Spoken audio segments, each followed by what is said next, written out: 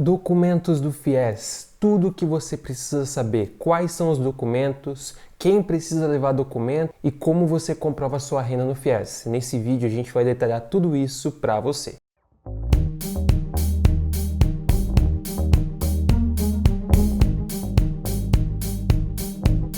E aí, gurizada, beleza? Bem-vindos a mais um vídeo do canal Instituto Ensino de Potência. Eu sou o professor Eduardo e antes de falar sobre o FIES, eu gostaria de ajudar você com a sua aprovação na faculdade. Sabia que o Enem está chegando e você pode ficar mais perto da sua aprovação se você saber fazer os exercícios de matemática do Enem, economizando muitas contas, você pode facilitar muito a sua prova. Basta você entender as melhores estratégias e as melhores dicas que vão facilitar muito a sua prova. Devido a isso, eu lancei um e-book com todas essas dicas e com todas essas estratégias para você. E está com preço super acessível. Então, se você ficou interessado, acesse o link na descrição e adquira já o seu e-book. Com certeza vai te ajudar muito. Então, gurizada, o resultado da primeira chamada dessa segunda edição do FIES de 2021/2 está perto de acontecer, que no caso vai acontecer nesta terça-feira, dia 3. E devido a isso, muitas pessoas já estão com inúmeras dúvidas a respeito de quais são os documentos necessários no caso da aprovação do FIES. O que você precisa levar no banco, o que você precisa levar na CPSA, como comprovar a renda e tudo mais. Devido a isso, eu vou falar para você agora todos os documentos que você precisa levar na CPSA e também todos os documentos que você precisa levar no banco. Então bora lá, vamos conhecer os documentos.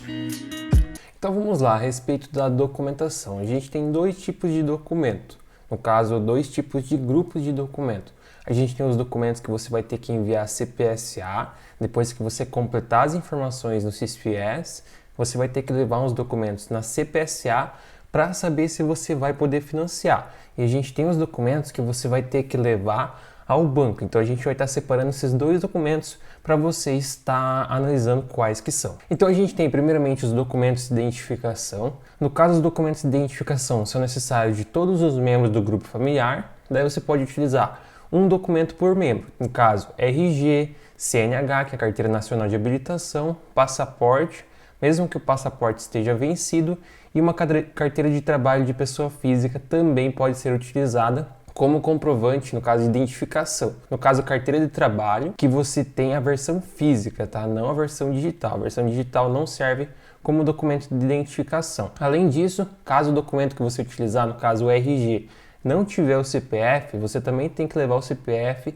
separado, aquele CPF que você consegue tirar no site da Receita. Além disso, você também tem que levar um comprovante de residência, no caso, conta de luz, conta de água, IPTU, contrato de aluguel, declaração que mora de aluguel, no caso daí assinado pelo dono da residência.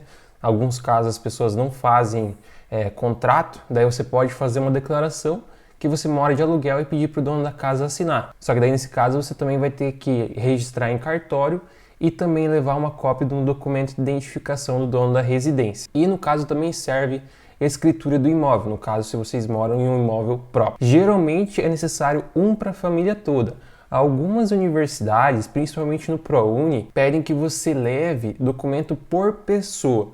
Isso vai depender da universidade, mas geralmente é um documento de comprovante de residência por pessoa. Além disso, obviamente, você também vai ter que comprovar os rendimentos das pessoas. Então, todas aquelas pessoas que você incluiu no grupo familiar lá no site do FIES, você vai ter que levar um comprovante daquela renda que você colocou no site.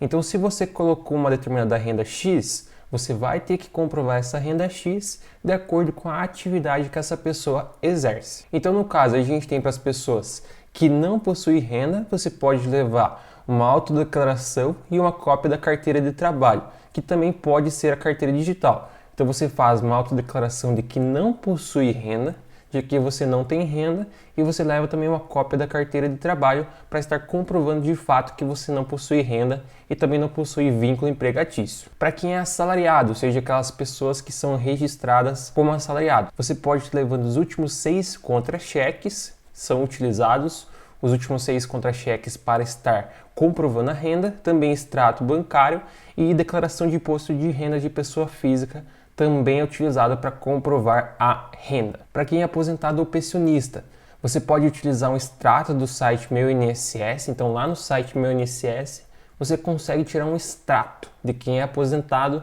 ou de quem é pensionista. Então você pode utilizar aquele extrato lá do site Meu INSS para comprovar a renda de quem é aposentado ou pensionista. Também extrato bancário, no caso da conta que você recebe os devidos valores, ou também uma declaração de imposto de renda de pessoa física, também pode ser utilizado nesse caso, para quem precisa, para comprovar a renda. E para quem é autônomo, esse que é um dos principais casos e que mais pessoas se enquadram. No caso, você pode utilizar um extrato bancário, caso você receba os seus rendimentos no banco, você pode estar utilizando o extrato bancário dos últimos 6 meses.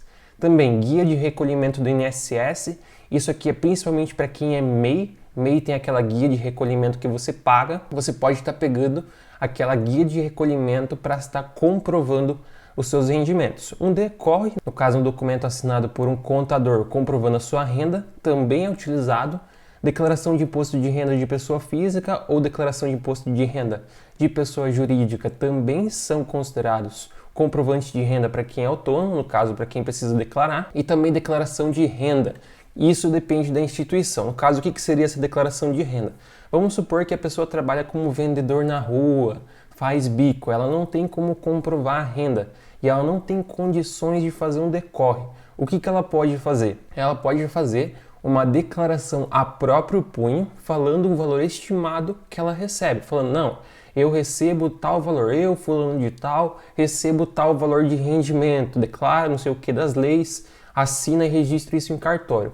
Algumas instituições aceitam isso, mas só aceitam no caso de uma pessoa que trabalha de forma informal, de maneira informal. Então, se você se encaixa nisso, se a sua instituição aceitar, você pode estar utilizando isso. Então, para isso, nesse caso, você vai ter que entrar em contato com a instituição, no caso a CPSA, da sua universidade e ver se eles aceitam esse tipo de documento. No caso, os agricultores, eles se encaixam como autônomos, então se você é filho de agricultor, alguma coisa assim, você pode utilizar um desses documentos para estar comprovando a renda. E para quem é empresário, você pode utilizar uma declaração de imposto de renda de pessoa jurídica. Para aquelas pessoas que recebem pensão, você pode utilizar um extrato bancário da conta que é recebido o valor da pensão e também pode utilizar um documento comprovando a necessidade do pagamento de pensão com o valor estipulado. Então vamos supor, foi feito na justiça um documento que o seu pai, que alguém precisa pagar uma pensão para você. Você pode utilizar desse contrato, desse documento,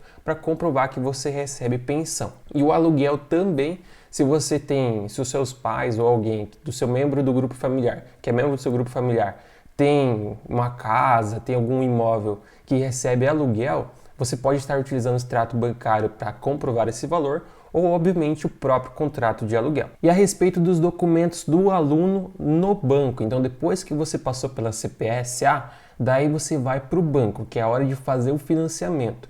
Lá no banco você também vai ter que levar alguns documentos, e os documentos são os seguintes. Você vai ter que levar um documento de regularidade de inscrição, que é a DRI emitida pela CPSA. Então depois que você levou os documentos para a CPSA e ela aprovou, eles vão emitir a DRI, e essa DRI você tem que levar ao banco quando for fazer o financiamento. Sem essa DRI, você não consegue fazer o financiamento. Então você tem que levar para conseguir fazer o financiamento. A DRI ela é emitida pela CPSA. E também você tem que levar um termo de concessão ou de atualização do usufruto de bolsa parcial do ProUni, quando for o caso. Então, se você é bolsista parcial, para você conseguir financiar o resto, você tem que levar o termo de concessão da bolsa do ProUni para estar conseguindo financiando a outra parte da sua mensalidade. Obviamente você vai ter que levar um documento de identificação, CPF próprio, no caso se esse CPF não estiver no documento de identificação, os documentos de identificação servem os mesmos que a gente declarou, que a gente destacou anteriormente. E se você for menor de 18 anos e não for emancipado, você também tem que levar os documentos do CPF do seu representante legal, tá? Então você vai ter que levar também o CPF do seu representante. Certidão de casamento, CPF e documento de identificação do cônjuge, quando for o caso.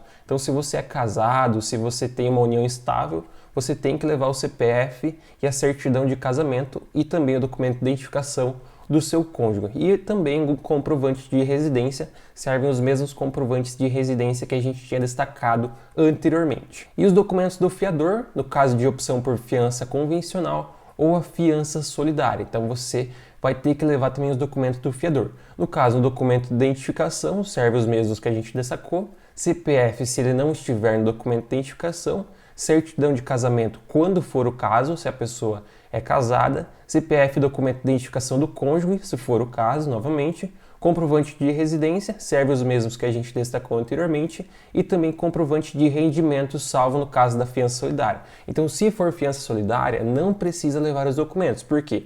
Porque a fiança solidária, como eu já expliquei em outro vídeo, vou colocar o vídeo na descrição, a fiança solidária é um grupo de estudantes do FIES que um faz a fiança do outro, no caso, um é fiador do outro. Então, como a renda já foi comprovada, não precisa ser comprovada novamente.